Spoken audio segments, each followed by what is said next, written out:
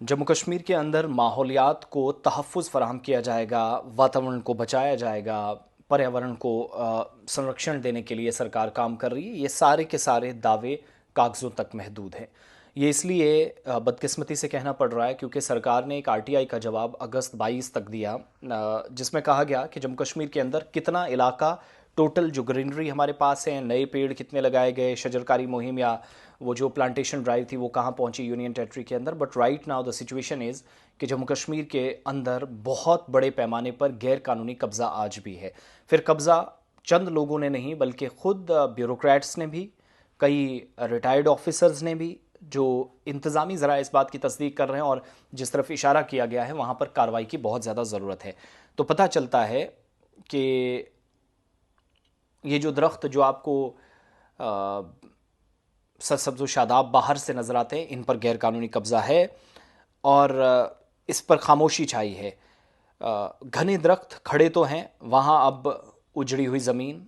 Aahista Aahista concrete इमारतें, हलचल खेत और फैलती हुई बस्तियाँ दिखाई दे रही हैं। बढ़ती हुई आबादी या आबादी का तनासुब जो वो भी चीज़ें हाथ से बाहर गई हैं, तो वो भी एक ऑप्शन है, वो जो एक परेशानी का सबब या मसला बन रहा है। आरटीआई जो एमएम शुजा साहब की तरफ से दायर की गई, मारूफ आरटीआई एक्टिविस्ट है, उनको जवाब दिया गया महकमे की तरफ से 22 अगस्त को, और ये हैरान कुन और होश उड़ाने वाला इंकशाफ हुआ, जिसमें कहा गया जम्मू कश्मीर में 3,86,000 कनाल जंगलात की ज़मीन जिस पर कब्ज़ा हो चुका है, जबकि सरकार ख़ुद भी तरक्याती कामों के नाम पर इन सब्ज़ तरीन इलाकों में या महफूज जंगलात को दूसरी जगह या दूसरे एतबार से काम कर रही है। डेवलपिंग साइट्स बनाई जा रही हैं, प्रोजेक्ट्स हैं, तो वहाँ पर जंगलात का कटाव भी बेदरीक तरीके से हो रहा है। आदादोशुमार में इस आरटीआई में सरकार ने जवाब दिया है कि 2001 से अब तक फ्रॉम पास्ट 24 ईयर्स 82,000 कनाल से ज़्यादा जंगलात का जो रकबा था ख़त्म हो चुका है। प्रोजेक्ट्स भी बने, कब्ज़ा भी हुआ, लेकिन ज़्यादा सरकार ने खुद के लिए इस्तेमाल की। मट्टी के कटाव में तेज़ी से कमी आई, सॉइल इरोजन हुआ और पूरे रीजन पर जो कुदरती दिफाई निज़ाम था या एक इन्वायरमेंट को प्रोटेक्शन करने के हवाले से जंगलात तहफ़्फ़ुज़ फराहम करते थे, बारिशें होती थी, बर्फ़बारी होती थी, इन्वायरमेंट के हिसाब से चीज़ें बैलेंस थी, वो ख़राब होती नज़र आई हैं और शदीद नुकसान पहुँचा है। इस नाजुक माहौलियाती ख़ित्ते के अंदर सरकार के इन आदादोशुमार के मुताबिक लैंडस्लाइडिंग, अचानक आने वाले सैलाब, रिकॉर्ड तोड़ दर्जा हरारत, फ्लैश फ्लड्स, पानी की कमी और ये सारी तबाहकारियाँ माहिरीन के मुताबिक जंगलात की कटाई और माहौलियात का जो बिगाड़ है बराह रास्त माहौलियाती तब्दीलियों के असरात को बढ़ा रहे हैं। महकमा जंगलात जम्मू कश्मीर के जो स्टैटिस्टिकल डिवीज़न है उसके मुताबिक जो आरटीआई में जवाब दिया गया है, 19,557 हेक्टर यानी 3.86 लाख कनाल जो जो जंगलाती अराजी है, जंगलात की ज़मीन है, कब्ज़े में है और मजमूई जंगलात का रकबा जो 1% बनता है, लेकिन कब्ज़े की नौयत और इसका महल वक़ू सबसे ज़्यादा ख़तरनाक और गैर महफूज बना रहा है, जो परेशानी का सबब है। इसमें बड़ा इंकशाफ क्या हुआ है, कठुआ में तशवीशनाक इजाफा हुआ है, जहाँ पर जंगलात का रकबा तो था लेकिन बड़ा वसी इलाका कब्ज़े में लिया गया है। सरकार ख़ुद भी प्रोजेक्टिंग साइट्स या डेवलपमेंटल प्रोजेक्ट्स बना रही है और दूसरे महकमों को इन ज़मीनों को दे रही है, तो वो महकमे बेदरी काट रहे हैं। आप एनओसी दे रहे हैं, नो ऑब्जेक्शन सर्टिफिकेट के नाम पर आपने कत्ल गारत किया है और खून खराबा, तो हम इसको नहीं कहेंगे, लेकिन सरसब्ज़ शादाब जंगलात को काटना तहफ़्फ़ुज़ के नाम पर, तरक्याती कामों के नाम पर, ये खून से या कत्ल से कम नहीं है। वाइल्ड लाइफ वार्डन कठुआ के दफ्तर से आरटीआई के मुताबिक 15 अगस्त को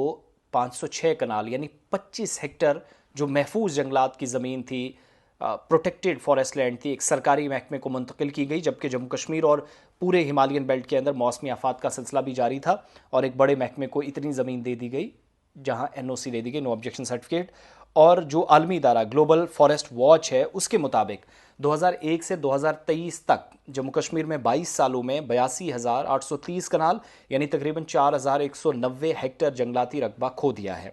और माहिरीन बता रहे हैं कि जंगलात का खात्मा बराह रास्त कुदरती आफात को दावत दे रहा है,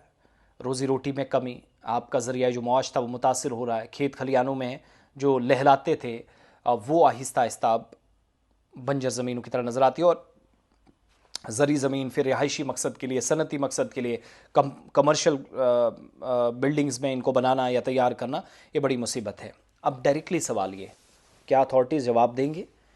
कि जो हज़ारों या लाखों कनाल सरकार की ज़मीन पर या जो कुदरती ज़मीन थी या कुदरती जंगलात थे, तहफ़्फ़ुज़ फराहम करने के नाम पर कब्ज़ा हुआ, ये कब्ज़ा किसने किया है? सरकार की एक बड़ी अच्छी बात है कि वो इस डेटा से हमेशा बचती है, क्योंकि इसमें अफसरान आते हैं, पुराने ऑफिसर्स आते हैं, पुराने लोग आते हैं, गड़बड़ियाँ की हैं।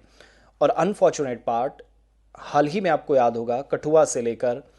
अनंतनाग तक कार्रवाइयाँ हुई गुजर बकरवालों के खिलाफ, पहाड़ियों के खिलाफ, खाना बदोशों के खिलाफ, कि उनने जंगलात पर वसी कब्जा किया। कब्जा क्या होता है? एक छोटा सा शेड होता है, 4-5 या 30-40 या 50 भेड़ बकरियां होती हैं, जहां से उनकी रोजी रोटी चलती है। फ़ौरन से डंडा चलता है, गोलियां बंदूकें लेकर आप वहां पहुंचते हैं, पुलिस अथॉरिटीज़ और जो फॉरेस्ट की प्रोटेक्शन टीम है वो पहुंचती है, कार्रवाई होती है और झड़पें भी हमने देखी। लेकिन अथॉरिटीज़ में इतनी हिम्मत नहीं, इतनी ताकत नहीं है कि वो तमाम लोग या जो बड़ी मछलियां हैं उनको अपने कब्ज़े में या जाल में ला सके।